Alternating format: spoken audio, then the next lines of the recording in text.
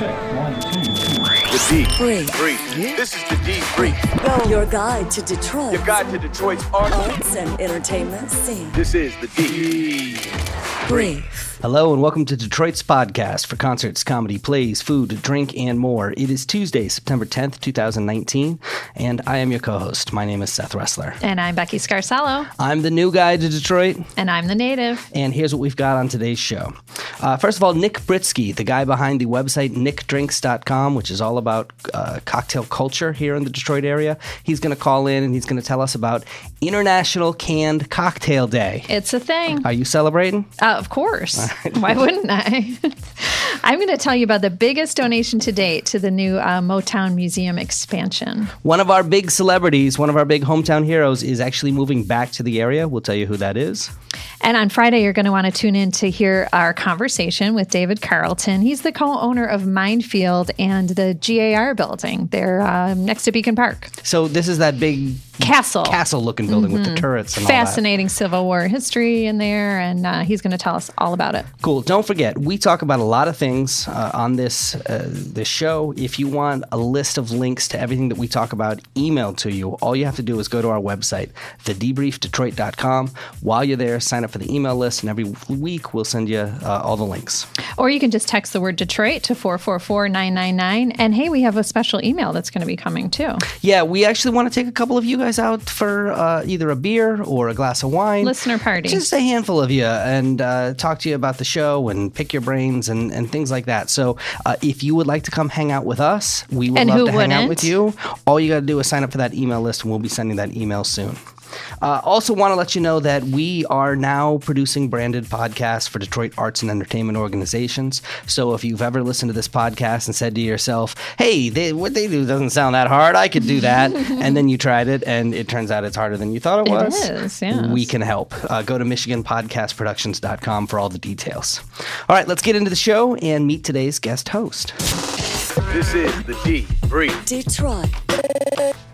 Our guest co-host today is a founding member and bassist of the band Dude, along with rhythm guitarist Steven Garcia, drummer Zach Pliska, and lead guitarist Vince Rodriguez. You may also know him from his other band. He's got a lot of bands. He's got 4 bands in total. One of the other bands is a blues rock band called The Muggs, which is about to put out their 6th album. Welcome to the show, Tony Muggs. Thank you for having me. Yeah, hey, it's Tony. great to have you on. So you're working on a couple of albums here, right? You've got the 2nd album for Dude and the 6th album for Muggs. What's going on with those? Well, in terms of for the Muggs, we already have it in the tank, so to speak. We have it recorded. We're just waiting on artwork for the Muggs, and the album is called Slave to Sound. It's our 6th, you are correct. And in Dude Land, I'm still mixing with my good friend and co-producer Karl Kondrat. He's a Polish Muslim son. Oh, cool. And he's a great guy. We've become great friends in this process of mixing down the 2nd album.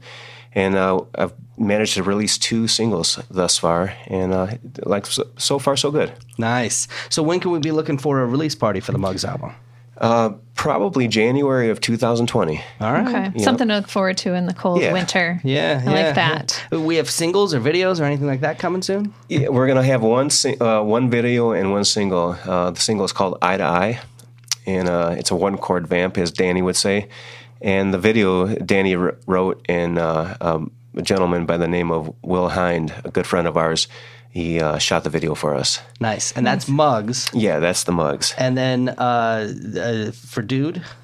For Dude, I just released my 2nd single, which is called Blue Canary. And I released a video, my first video for the 2nd album. And a real good friend of mine and visionary, Mariah Dallas, she directed it. She's Ugly Blanket on Instagram. And to me, she's the contemporary Carol Burnett of Detroit. She's charming, she's beautiful, she's funny, and so I asked her if she would direct this video, seeing all these shorts that she would do on Instagram. She said, Tony, I've never done this before. And I said, I believe in you. Wow. And so we just released it. I think it was August 23rd of this year, and to some solid reviews. Everyone seems to like it. It's kind of Awesome. psychedelic. I was going to say groovy. it has that that vibe, that kind of like cool, unique. I can see what you're saying about her, how you were drawn to her visuals, and then Yeah. have translate, and it does have that psychedelic, but like in a more modern way. Yeah. Yeah. You always got to keep pushing the envelope in production, and I don't want to apologize about my production. Beatles had their thing, 60s, 70s. Let's make the 2020s a different production, and everyone can talk about that. you know. Right. Can you tell, for people who haven't heard the Mugs or Dude, kind of describe the type of music you play? Well, the Mugs, I've been a member of the Mugs since 2000. So Danny Muggs and I grew up together. We love the blues and we love rock and roll. So Danny had this idea in 1999. He's like, hey, Tone, this band that we were in before is not working out. I want to do a new thing. And I was the lead singer in that band that wasn't working out. Mm-hmm. And so Danny said, but I want to lead sing. And I said, awesome. I'll be your backing vocals guy. And so it's kind of like if you know who Jimi Hendrix is, Led Zeppelin, that's where we're going for. We're also going for the Beatles, the Who, all the classics. But Danny has this unique style of writing, and it all comes out in the wash as the Mugs. So I'm really proud of that. So anything classic rock will do. To your point of what do the Mugs sound like? Heavy riffs with melody. That's the Mugs. Mm-hmm. In a blues setting. Dude is I'm so all over the map. Very eclectic. I like writing ballads, country western, soft rock songs, hard rock songs, weird songs, you name it. I like to write it. And I got my feet wet in 2012 when I came out with Kid Gloves, which is my first album. And I never thought I'd do a live band. And so that style, those were handpicked, the songs were handpicked for Kid Gloves. Because I wanted I'm all about the album. Singles, I get it. Like the single craze these days, those kids. Even in the Spotify era, Give them something to stream. Yeah. I love the concept of a complete album, and maybe I sit on songs longer than I should, but I conceptualize. People like you are the reason that Tool dethroned Taylor Swift. It's you album people. I'm all about that too. I like singles, but then I want to read the whole book. Like I don't want the Reader's Digest. Yeah, version. you don't want just one chapter. Right. Yeah. Right. So there's that philosophy, and there's no right or wrong. It's just what I prefer. And so I got together with a good friend of mine, Bobby Emmett, who's in Sturgill Simpson, believe it or not. He's the B3 guy in Sturgill Simpson. Just won a Grammy last year. So Bobby and I got together, and he said, hey, Tone, I got my home studio, and you got to come over and record a song. So I recorded one song, and then it turned out so fantastically that I said, Bobby, we got to record a whole album. So that was Kid Gloves. So fast forward to 2015, a good friend of mine, Stephen Garcia, who went to Notre Dame High School with me, graduated about 5 years after me, says, I don't understand. He's got this. He's a brilliant guy, and I love him for his chutzpah. And he's like, I don't understand. We're at the Cajun Cafe. You come out with this great album, and you don't put a live band together to tour it or do anything. And I'm like, no. And and the Mugs were just shipping off to Spain or our European tour in 2015, and this was probably in early May, right before we shipped off. And so I said, he was calling me out, and I said, okay, when I get back, we're gonna do Dude, and we're gonna play this album that you got guilt tripped into forming this band, basically. Yeah. I was inspired. That sounds better. Right. It was he was calling me out, and I appreciate that because ultimately it means I affected him in some positive way. Yeah. That he wanted to hear it.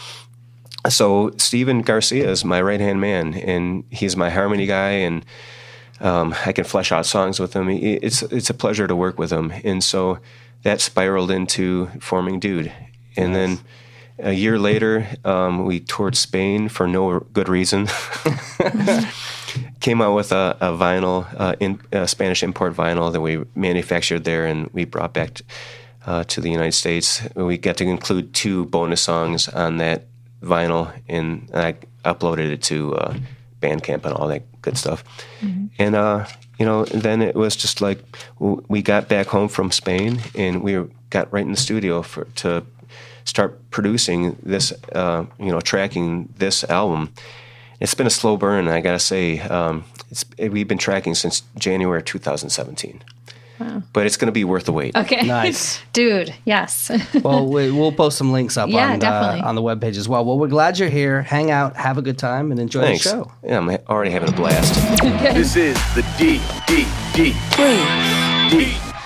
All right, Becky, let's start with music news. What's going on? Yeah, so some good news. Berry Gordy himself, the founder of Motown, has just made a $4 million donation to the Motown Museum Expansion Project. So it is the single largest gift from an individual. So, of course, their 60th anniversary this year of Motown. There was the Hitsville documentary that just came out. So much excitement around Motown this year. So thank you to Berry. And also Ford Motor Company's gotten involved because Berry really credits his work on the assembly line with kind of like giving him the inspiration for how to create Motown. How to pump out bands. Assembly line of musicians. Yeah. So Ford Motors giving too. So good stuff. How do you feel about that as a musician?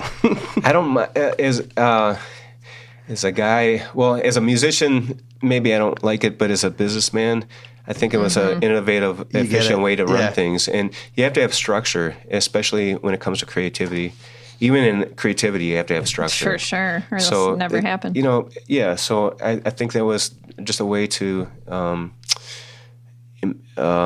be efficient. All right. Fair enough. That makes sense. So how about Kid Rock? Going a little different direction than Motown.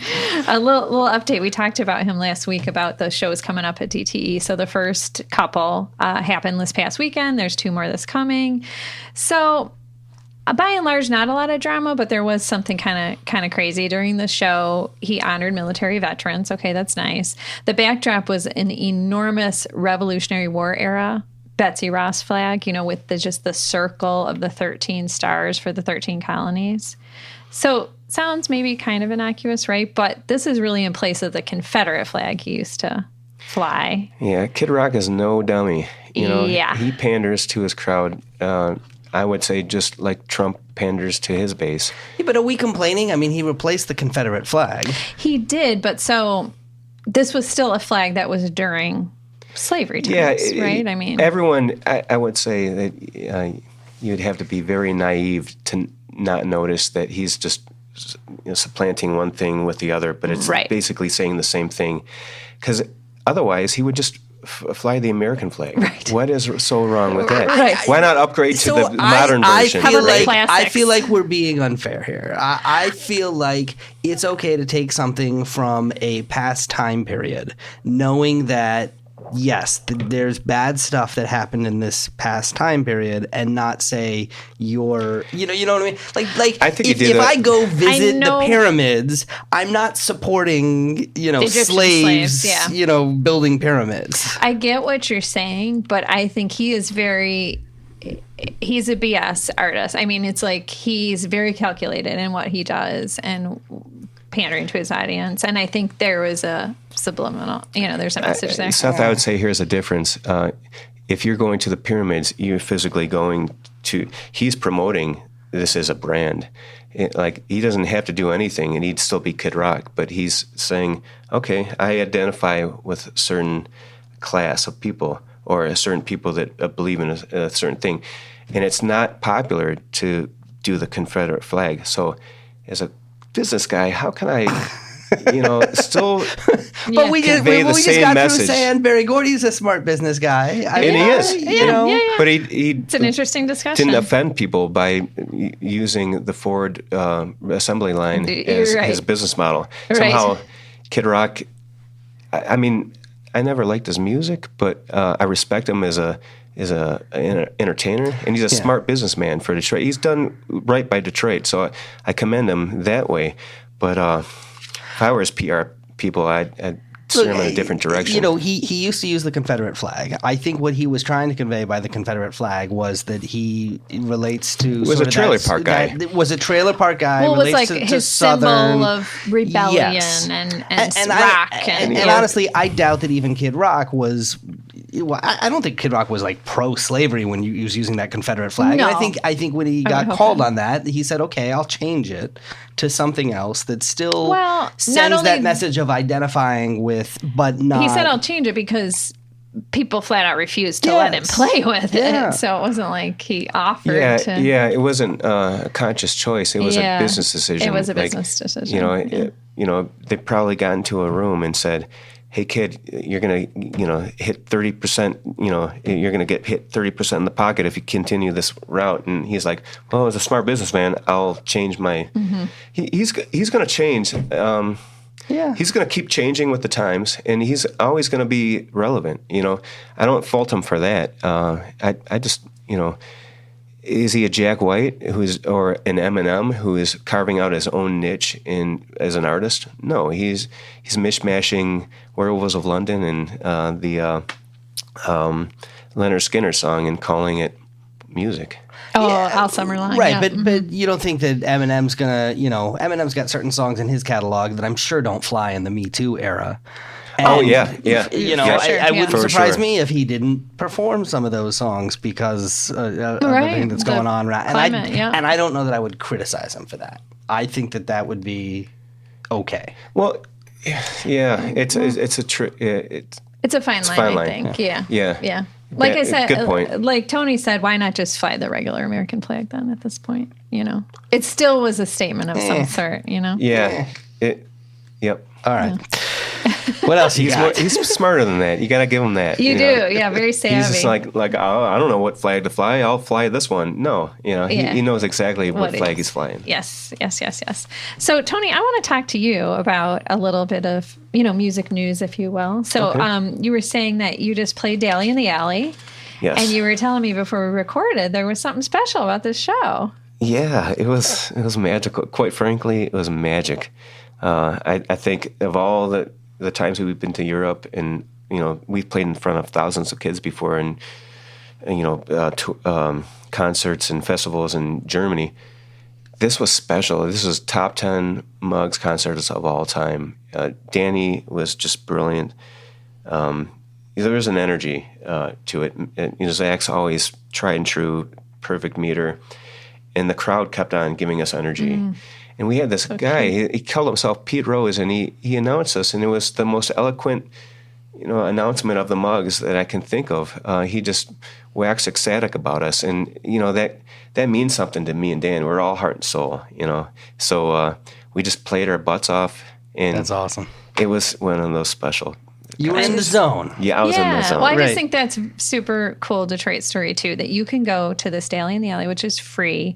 Everyone's welcome. Homegrown festival. No corporate sponsors. Like, everybody is just there for the music and to have that kind of experience. I know working with stand-up comedians and having dabbled a little bit in stand-up comedy that when you have a performance that goes well, you get a little bit of a high afterwards. Oh my gosh. Does that happen? Absolutely. Yeah. While you're on stage, too. Because sometimes you just know you're killing it when all the heads are bobbing and Danny's doing a blistering solo that every note is just, I'm hanging on. Because I'm a fan of him. I get the pleasure of playing along with him.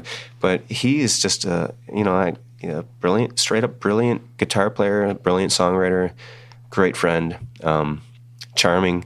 And so there's that too. Like, there's a sense of, I've known this kid since I was 13, and here we are playing for Detroit. Almost 1,000 deep, and they like us. They really like us. Let's ask about another thing from the news. There's Gold Dollar, which has now burned down, and that's a venue that you've played at in the past. Yeah. Tell us about that. Not only did they play, but we played 3 times, and the last time though is the story I always tell, because we played after they closed their doors, and the story goes that the owner, Neil Yee, always wanted to record us, but he was never around, or things didn't happen that way.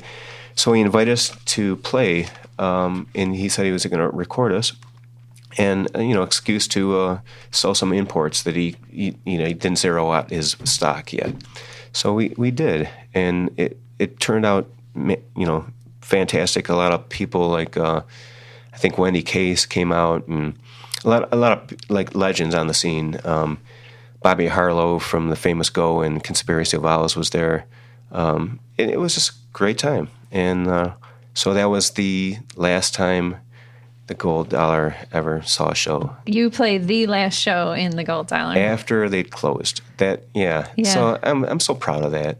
That's awesome. You didn't burn the place down so that you could tell everybody. He's like, damn it, this is going to be the last show for sure. No, unfortunately, I'm not an arsonist. No, that's years ago. So I have some concert picks for you. This Thursday, September 12th, Massive Attack is coming to the Masonic. I love that band. And also on Thursday, Black Milk is with the band Nat Turner at L Club. Black Milk is awesome. He has some new music out, hip-hop, rap artist. Friday, September 13th, you can go see Alabama's 50th anniversary tour at the Fox. Or you can go see Adam Ant at the Royal Music Theater, or you can see Morrissey at Meadowbrook. So that's a nice lineup. Saturday, September 14th, you can see the B-52s at Meadowbrook. And then next week, Monday, Tuesday, September 16th and 17th, Patti Smith is playing 2 shows at the Royal Music Theater. And then I also want to shout out Green Brain Comics. So they do this every third Monday of the month, Brain Candy. So it's going to be this coming Monday, September 16th. They pick a poet, a prose writer, a musician or musical act, and a visual artist. And I got the chance to go last month. It was just a really special, intimate kind of show. They do it in they call it the Lair, the basement there, in their Dearborn location. It's just really cool. If you like to combine all the different art disciplines together, I highly suggest that. Welcome to the D. Brief. All right, Tony, here's how it works. Every so often, we like to have somebody call into the show who knows more about stuff than we do. And I'm not going to lie to you. Becky and I know a fair amount about drinking. But we actually found somebody who knows more. Even more than we do. Nick Britsky is the founder of the website nickdrinks.com. It's a website about cocktail culture in Detroit. Nick, good to have you on the show again. Hello. Happy International Canned Cocktail Day. I know this is your day, right? You talked about it last time we had you on the show. This is my day. So what I decided to do is figure out, can you make up your own booze holiday? And the answer is yes. Wow. What's involved in that? What a time to be alive. So, I know, right? It is a celebration of canned cocktails. So if you kind of look at the way canned cocktails are set up, they were pretty big last year. They are really big this year. Mm-hmm. And they really shine when you go to the beach and do all that good stuff. So I kind of let them have their moment. And then when we get to September, it gets cooler. We start talking about tailgates. And that's when I really want to give canned cocktails the highlight. And I just blow it out. September 10th. Nick, can I ask a stupid question? Are we talking about White Claw? Please do. Yes, does White Claw count? Does White Claw count, or am I just woefully naive? No. That is, White Claw has actually done quite a bit to make canned cocktails accepted. So that's a canned cocktail. Granted, it is kind of. Wow. Okay. It is. No, it's it's the lowest common denominator, but it is totally a canned cocktail. Mm-hmm. Very basic. Tell us how you really feel, Nick. What are some of your favorites? What are some of your recommendations? Well, totally. And the nice thing is Michigan's really getting involved. And you bring up White Claw. We have a couple competitors that locally we've launched. So Atwater Brewing actually came out with their own version of hard cider. And they actually did their first run. And their first run is already sold out. So they had similar flavors to White Claw. They had lime. They had, what is it? I'm zooming in. Mango? They had cherry and they had mango. Yes. So that is actually going to be from a malt. So as opposed to kind of having a cocktail that comes from a vodka, this is going to be actually from a beer because obviously they're brewing. So that's kind of their specialty. When I'm slumming it, Nick. But if you kind of look. When I'm slumming it, I like High Noon. The brand High Noon, the vodka and pineapple is my favorite. I'm not lying. Yeah. Well, and they have a huge billboard on I-75 right now. And that is also doing a lot of good stuff. I would say behind White Claw, they're probably next in line that are really pushing the envelope of cocktails. It's Basically because of Tony and the mugs, yeah. Do you think we'll start to see big brands get together? Like, do you think you'll start to see Smirnoff and V8 do a cocktail together? No, seriously. Yeah. Or like Starbucks and, I wouldn't doubt a it. vodka or I don't know, something like that. Tito's. Yeah. I don't know about Tito's. So, I know. It's Definitely very, not. very fascinating. So I'm going to be on TV 20 tomorrow morning. So I went and picked up a bunch of supplies at Holiday Market. And I was talking with Adam, who does all their beverage buying. And he said it's still kind of tough to sell canned cocktails because especially with an educated consumer, they look at it as a lower class product. So I think to have a really, really big brand put a ton of money into it, we're probably not there yet. But one of the first brands that has kind of tiptoed in is Glass Vodka. And they are known for a very high-end vodka that is actually made out of Seattle. And they have 4 flavors. I'm actually sipping on the Ruby Red right now. I'm going to pop it open. Oh, look at that. He brought sound effects. Brilliant. But they do Ruby Red, they do Mandarin Orange, they do Meyer Lemon, and then they do just vodka and sparkling water. And they're really, really lovely. They're also 10%, so they're going to kick your butt too. Oh, bonus. So if you own a liquor store, is that what do we call them here in the state? Package stores, party stores, party stores, right? I'm trying to sound like a native. Party I'm stores. learning the stores. language still. Not Not bodega. here. Obviously. Not bodega. So if you run a party store, do you have to put the canned cocktails next to the boxed wine? Is that what you do? I don't see that. I just see them shoving it anywhere. Yeah, mixed right But I now. have seen individual, like White Claws and High Noons. And that's new to me, that you can just buy one. They usually come in a 4-pack, but you can just buy one now. I want to get a martini out of a vending machine. That'll happen. Yeah? Yeah. That's coming. We're close. London actually has whiskey in a pouch, like the little juice boxes that you get for kids. They have whiskey in a pouch, and those are in vending machines. I was yet. I was at CES in Las Vegas this year, the Consumer Electronics Show, and they had a machine that was essentially a Keurig for cocktails.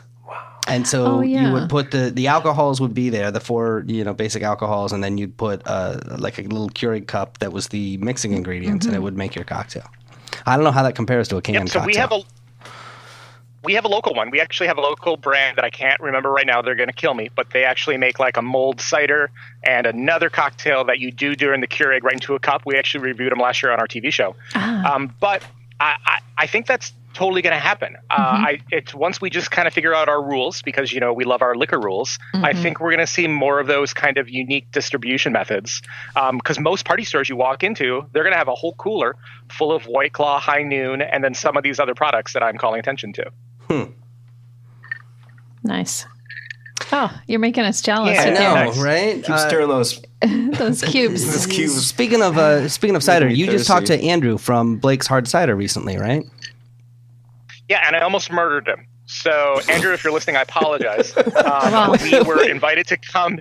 I hope you like sent him flowers I know. or something more than just saying sorry. What happened? Well, so we were invited out to do an interview because they have launched a new light cider, which it goes great with canned cocktails as well. And we were sitting out in the middle of the orchard. I had a couple light stands. I had one really high diffusion panel. And, like any bad grip that I am, I didn't have it secured properly. And I have a video with falling on my head. I catch it before it hits Andrew.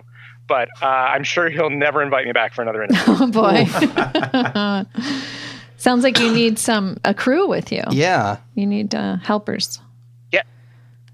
Nick Drinks doesn't make a lot of money, so we're not there yet. Oh, the debrief does. Yeah, so, we'll lend you our intern. Yeah, we have a bunch of staff, so we'll send them over. We'll send.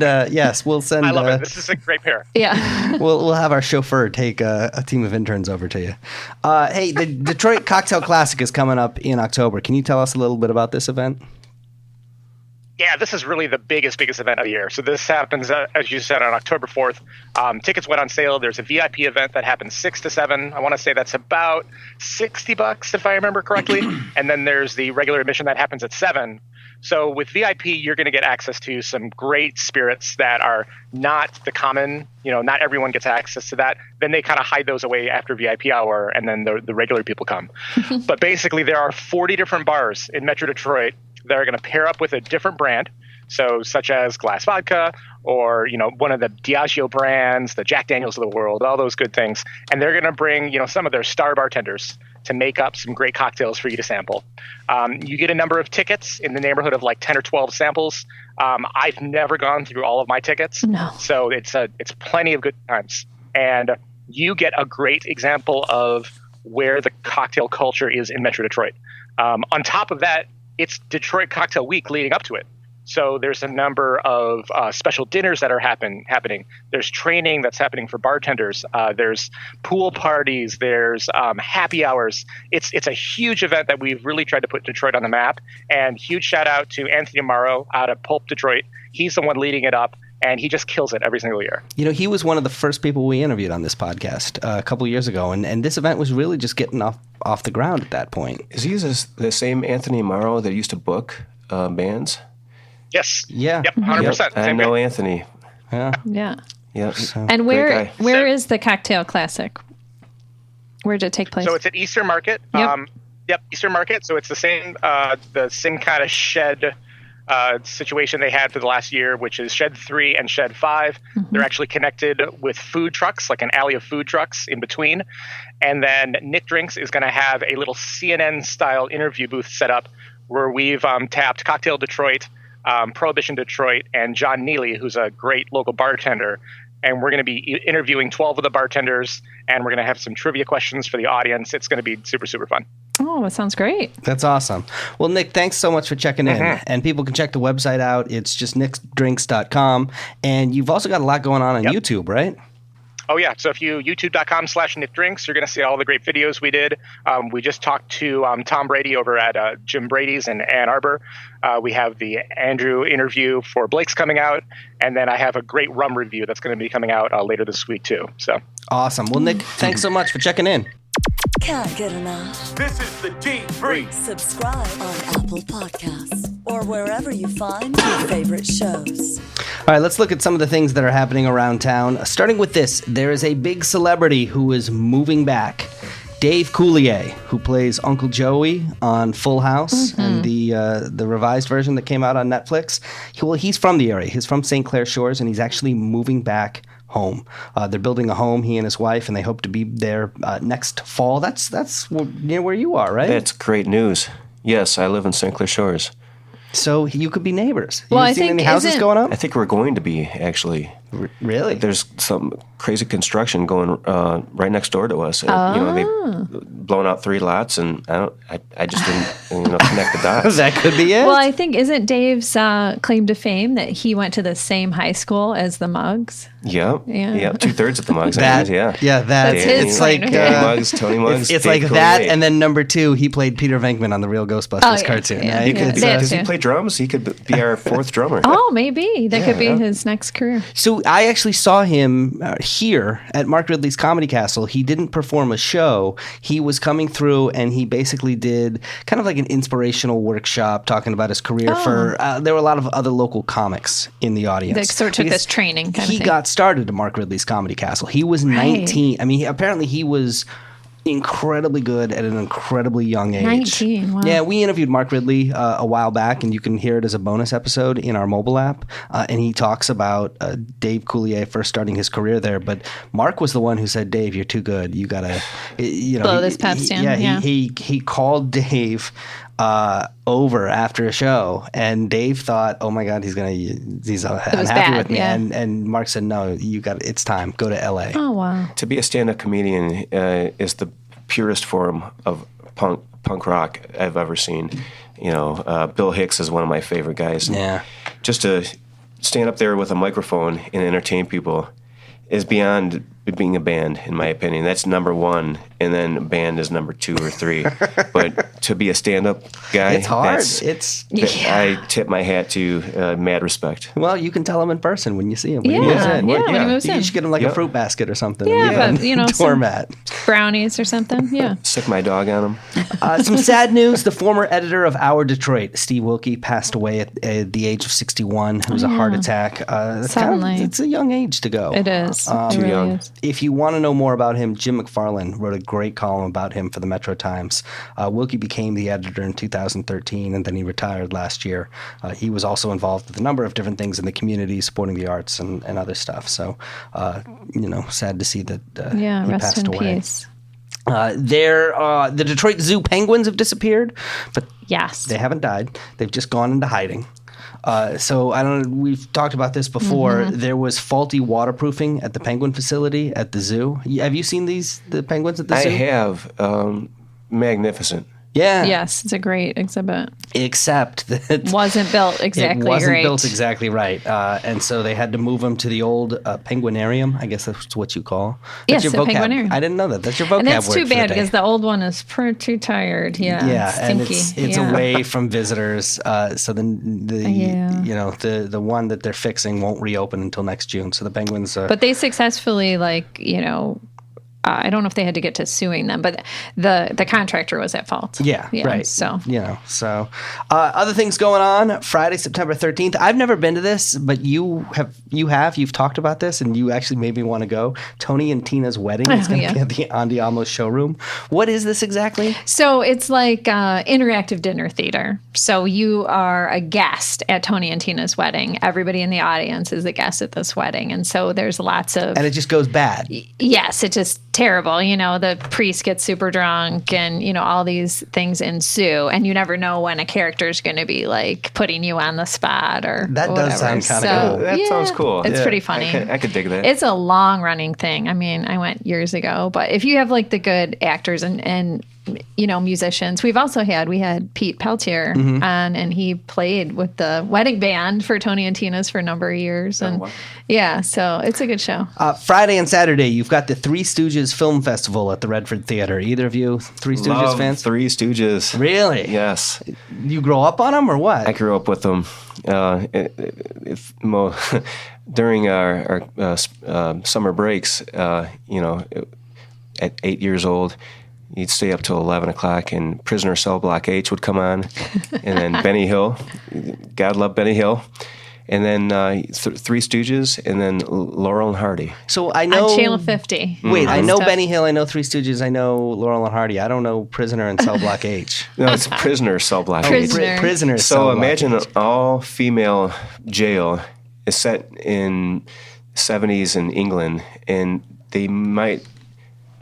I don't know how to say this. They're all lesbians. Oh.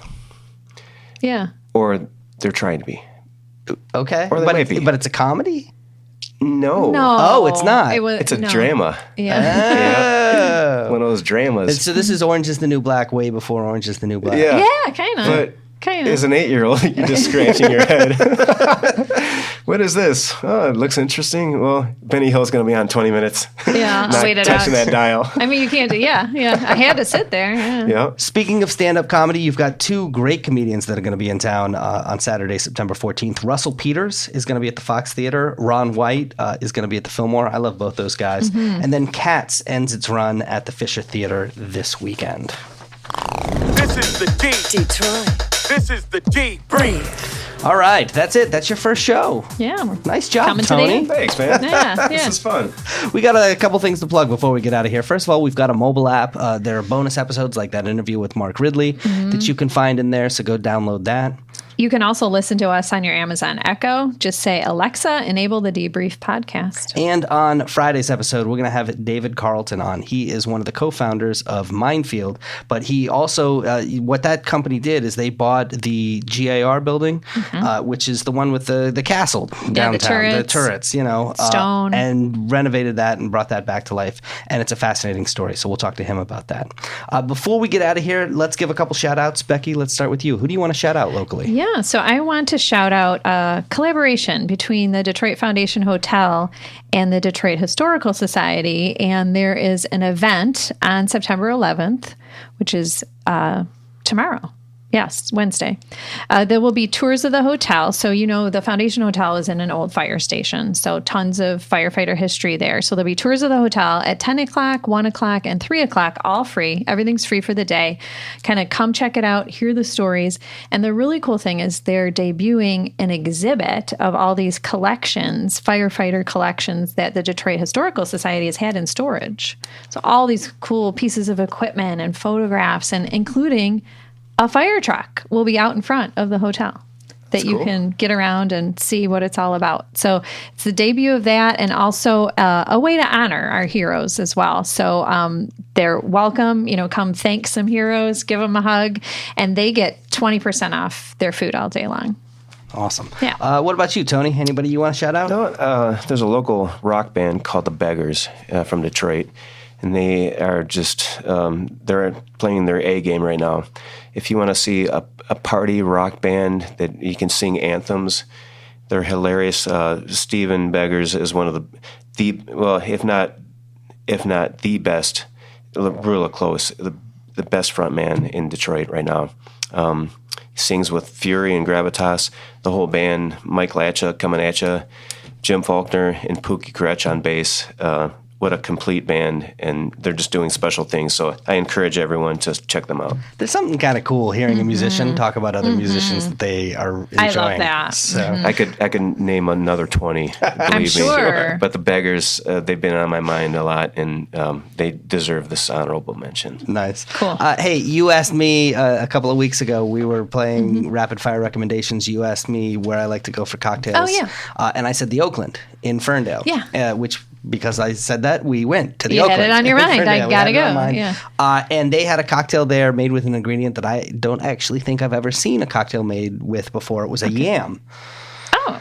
And I was like, I got to see what that's all about and have that. It was fantastic.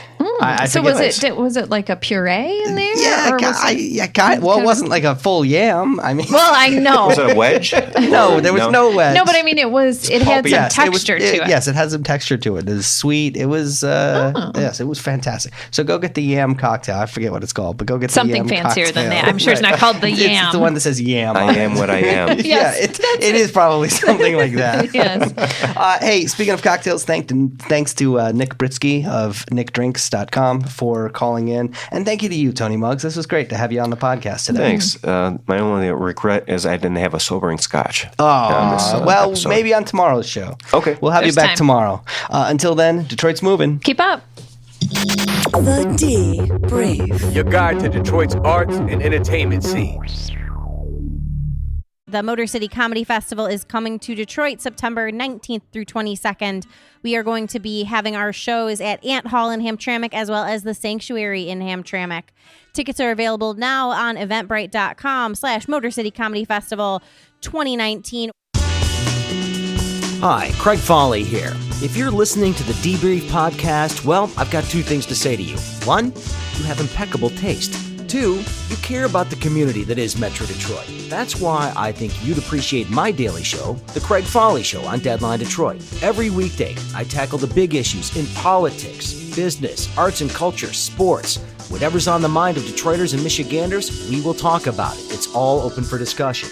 And keep this in mind, news doesn't have to be boring. Sure, we talk about serious stories and we have interviews and commentary, but we do it in a way that, if I'm doing my job right, is informative but also entertaining. Check out The Craig Foley Show on Deadline Detroit for news, knowledge, hopefully some fun tossed in.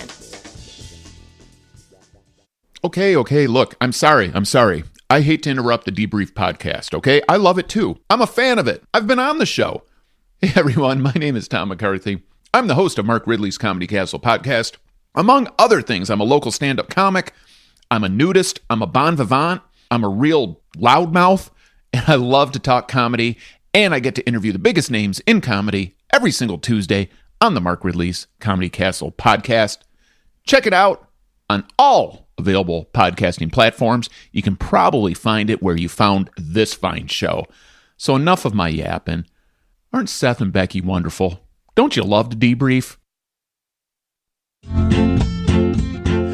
Hello, Debrief listeners. My name is Michael Dupree, host of the Michael Dupree Variety Hour, a Planet Ant Podcasts podcast. The Michael Dupree Variety Hour is an art showcase and comedy show where we feature local musicians, painters, poets, artists, sculptors, directors, writers, improvisers, and more. Stop by and discover your new favorite artist, meet some outrageous characters, and revel in ridiculous sketches. The Michael Dupree Variety Hour, the world's only mandatory podcast. Planet Ant Theater, now doing podcasts. Check us out at planetantpodcasts.com.